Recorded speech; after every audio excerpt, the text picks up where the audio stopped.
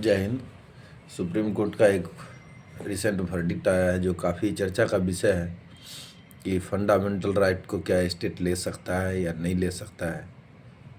तो उसके regarding case जो था property owner association versus state of Maharashtra case जो 1986 से चल रहा था इसी फंडामेंटल बेसिक्स पे, जिसको बॉम्बे हाई कोर्ट ने 1991 में अपहेल्ड किया in favour of state. But उसका प्राइम क्वेश्चन ये था कि जो प्राइवेट प्रॉपर्टी आर्टिकल 31 में है, क्या 39B के तहत सेंट्रल गवर्नमेंट ले सकता है, स्टेट गवर्नमेंट उसको एक्वायर कर सकता है। की क्वेश्चन ये भी था कि क्या रिलेवेंस है 31C का अभी के समय में, because it has been shifted in 300A as a legal rights, and does 39B allow state to acquire private property as material resources of community. ये जो मटेरियल रिसोर्सेज कम्युनिटी का हिसाब किताब है और 31C का है। तो हम पहले ये देखते हैं कि 31C है क्या। 31C इंदिरा गांधी ने जब नेशनलाइजेशन शुरू किया, प्रॉपर्टी का नेशनलाइजेशन शुरू किया, तब जाके उन्होंने 25th कॉन्स्टिट्यूशनल अमेंडमेंट लेके आया और उसमें आर्टिकल 31 में एक क्लॉज लगा दिया 31C, और उसमें लिखा कि laws that implement DPSPs specially 39B and C are not void if they are inconsistent with or take away the rights guaranteed under Article 14 and Article 19। यानी कि आर्टिकल 14 या 19 के तहत जो आपको अधिकार दिया गया है, फिर भी अगर वो 39B और 39C को लागू करने के लिए इनकंसिस्टेंट हो और ज़रूरी हो तो कोर्ट में नहीं जाएगा ये केस। हालांकि बाद में केशवानंद भारती केस में 1973 में इसको रिजेक्ट कर दिया। फिर हम देखते हैं 39B and C है क्या, जिसके लिए इतना लफड़ा हुआ। 39B कहता है the ownership and control of community material. यही बेसिक क्वेश्चंस है, कम्युनिटी मटेरियल्स किसको माना जाए। Resources should be distributed to serve the common good. Common good को सर्व करने के लिए रिसोर्स का डिस्ट्रीब्यूशन किया जाना चाहिए स्टेट के द्वारा। चूँकि ये DPSP है, DPSP की कोई लीगल गारंटी नहीं होती है, वो लीगली लागू नहीं किया जा सकता है। स्टेट का एक मोरल प्रिंसिपल है कि स्टेट को ऐसे फंक्शन करना चाहिए, नॉर्मेटिव्स है। अगला है 39C the economic system should not result into concentration of wealth. Question ये भी है कि कितना धन अगर प्राइवेट प्रॉपर्टी हो जाए तो उसे कंसंट्रेशन ऑफ वेल्थ माना जाए। And means of production to common detriments. 39 का मोटा मोटी मुद्दा ये है कि equal pay equal work ensure करे बोथ मैन एंड वुमेन के लिए, प्रोटेक्शन ऑफ हेल्थ है and strength of worker, youth का एक्सप्लॉयटेशन रोके, उनको अपॉर्चुनिटी प्रोवाइड करे। तो जब 25th कॉन्स्टिट्यूशनल अमेंडमेंट लेके आया 39B और C लागू करने के लिए, तो केशवानंद भारती केस आ गया 1973 में, और उसमें लैंडमार्क जजमेंट है। केशवानंद भारती केस को तो कोई नहीं भूल सकता है। उन्होंने 39B के जो वो क्लॉज B जो था 31C के क्लॉज B, जिसमें लिखा गया था कि no judicial review will be there, Supreme Court ने उसे स्टक डाउन कर दिया। बोला जुडिशियल रिव्यू तो हम करेंगे, क्योंकि अपने पावर सुप्रीम कोर्ट छोड़ना नहीं चाह रहा है। उसी को लोग कभी कभी जुडिशियल ओवररीच भी बोलते हैं।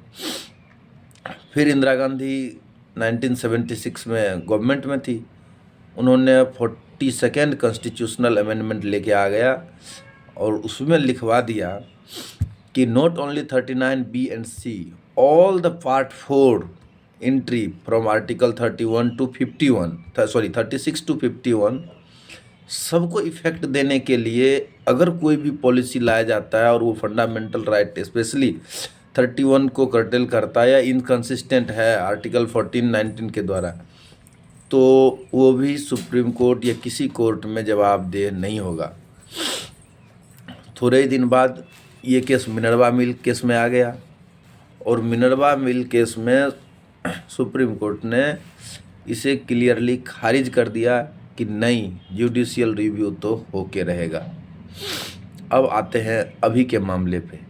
ये जो property owner association and ORS mothers state of Maharashtra case 2024 में आया है, 9 जजों के बेंच ने ये सर्वसम्मति से नहीं लेकिन फैसला सुनाया है। एक डिसेंट जज भी हैं, हम उसका डिसेंट देखेंगे कि क्या किस पॉइंट पे वो डिसेंट्स हुए हैं। इसका की क्वेश्चन हमने देख लिया, relevance of article 31C and 39B के तहत क्या स्टेट एक्वायर कर सकता है कॉमन गुड। कॉमन गुड किसे कहा जाए, ये material resources and community welfare, community good किसे माना जाए। 1986 में ये केस आया, 1991 में बॉम्बे हाई कोर्ट में केस गया। बॉम्बे हाई कोर्ट ने महाराष्ट्र गवर्नमेंट का जो एक्ट था 1986 का, उसको अपहेल्ड किया, बोला नहीं स्टेट को ज़रूरी है तो प्राइवेट प्रॉपर्टी एक्वायर कर सकता है। उसके बाद मिनर्वा मिल केस का हमने देख ही लिया कि स्टक डाउन कर दिया इंटायरली। फिर ये केस सुप्रीम कोर्ट गया 1991 में, जिसका डिसीजन अभी आया है। उस समय इंदिरा गांधी ने 42nd कॉन्स्टिट्यूशनल अमेंडमेंट में जो 2 प्रोविज़न किए थे, उसमें तो बी को स्टक डाउन कर दिया मिनर्वा मिल केस में जुडिशियल रिव्यू वाला, लेकिन उन्होंने ए में जो था कुछ वर्ड्स चेंज कर दिए। जैसे 31 में लिखा था जैसे कि principles specified in clause B and C of article 39, ये जो 25th कॉन्स्टिट्यूशनल अमेंडमेंट में लेके आई थी उसमें ये लिखा था। और 42nd में चूँकि 25th को केशवानंद भारती केस में रद्द कर दिया, तो 42nd में जो लेके आई तो इन वर्ड्स को चेंज करके उन्होंने लिख दिया ऑल और any of the principle laid down in part 4 that is DPSP। मतलब कोई भी एक पॉइंट हो या पूरा हो DPSP को इफेक्ट देने के लिए 36 से 51 आर्टिकल तक, तो all will not go to the judicial review. Minerva mill case में जुडिशियल रिव्यू के पॉइंट को खारिज किया, लेकिन इस पॉइंट को लेके अभी तक चर्चा था कि ऑल और any part of the principle laid down in part 4, state government के पास ये अधिकार होना चाहिए, स्टेट के पास, कि वो प्राइवेट प्रॉपर्टी को एक्वायर कर ले। अभी डिसीजन ये आया है सुप्रीम कोर्ट का 2024 में कि प्रॉपर्टी ओनर एसोसिएशन में कि द वर्ड ऑल और any of the principle let down in part 4 would not simply be deleted, ये डिलेट नहीं किया जा सकता है, as this would lead to absurd outcome और render the text wholly unworkable. चूँकि प्रिंसिपल हमारा यह है सोशलिस्ट गोल को प्राप्त करना, और अगर इस तरह से हमने ये पूरा वर्ड डिलीट कर दिया जो 42nd कॉन्स्टिट्यूशनल अमेंडमेंट में लाया था, ऑल और any part of the principle let down in part 4, तो जो हमारा मेन पर्पज है सोशलिस्ट गोल वो प्राप्त नहीं हो पाएगा। इसलिए ये टर्म अभी भी कॉन्स्टिट्यूशन में रहेगा जो पार्लियामेंट ने पास किया है। दूसरा क्लॉज का क्या डिसीजन आया, जो unknown interpretation of 39B, supreme court 4 factor दिया है जिसके तहत प्रॉपर्टी को मटेरियल रिसोर्सेज माना जाएगा। The nature of resources and it's inherent characteristic, resources कैसा है, उसकी कैरेक्टरिस्टिक क्या है।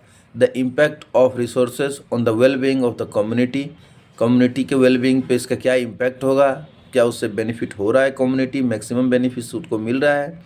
द स्कार्सिटी ऑफ रिसोर्सेज, ऐसा नहीं हो कि स्टेट के पास वो रिसोर्सेज पहले है और फिर भी प्राइवेट प्रॉपर्टी में किसी बदले के भावना से या किसी और कारण से आप उसको एक्वायर कर रहे हैं। अगर स्कार्सिटी है स्टेट के पास तो वो ले सकता है।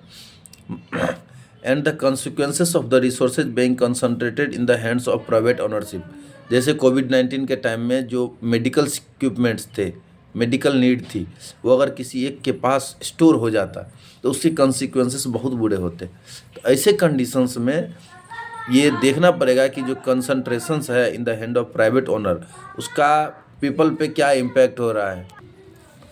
मतलब सीधा सीधा ये है कि सुप्रीम कोर्ट ने ये भी कह दिया कि आप प्रॉपर्टी एक्वायर भी कर सकते हो और बदतमीजी नहीं।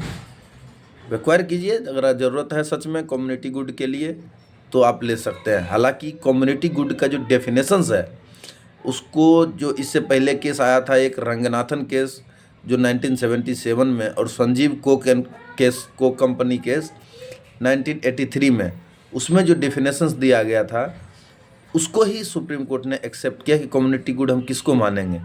जैसे रंगनाथन वाले में दिया था all resources natural and man made, all resources natural and man made, public and private owned, that satisfy material needs fall within ambit of phrase material resource of community used under article 39B। मतलब all कोई भी resources हो, natural हो, man made हो, public हो, private हो, जो material needs को फुलफिल करता है वो कम्युनिटी गुड्स में आएगा, मटेरियल रिसोर्सेज ऑफ कम्युनिटी आएगा।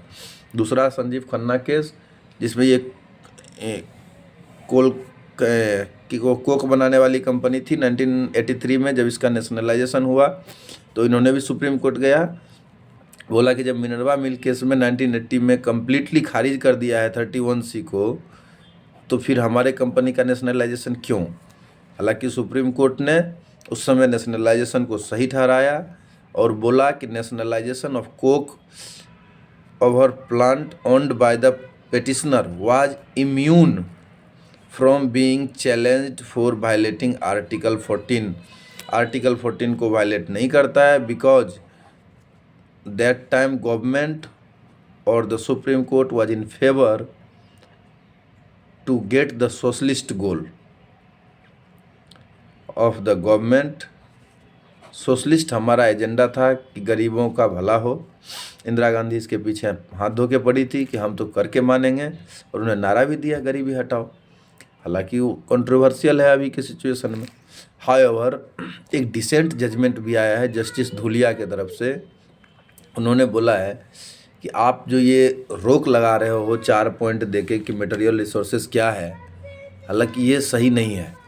उन्होंने बोला all private resources can be considered the material resources of the community. Private resources जो भी है वो मतलब कम्युनिटी रिसोर्स के रूप में माना जाए। साइटिंग दैट उन्होंने ये कोट किया है कि हालांकि पॉवर्टी जो है ख़त्म हो चुकी है या बहुत घट चुकी है, लेकिन इसका मतलब ये नहीं है कि समाज में जो इनइक्वलिटी है and the gap between rich and poor है दैट हैज़ डिक्रीज। और उन्होंने ये कहा है कि जो 39B/C या DPSP के जो वेलफेयर मेजर्स है उसको लागू करने के लिए हमें इन सारे चीज़ों को, प्राइवेट रिसोर्सेज को कम्युनिटी रिसोर्सेज मानना चाहिए। जय हिंद। एक हद तक क्लैरिटी देने की कोशिश किया है, अब देखते हैं कैसा लगता है।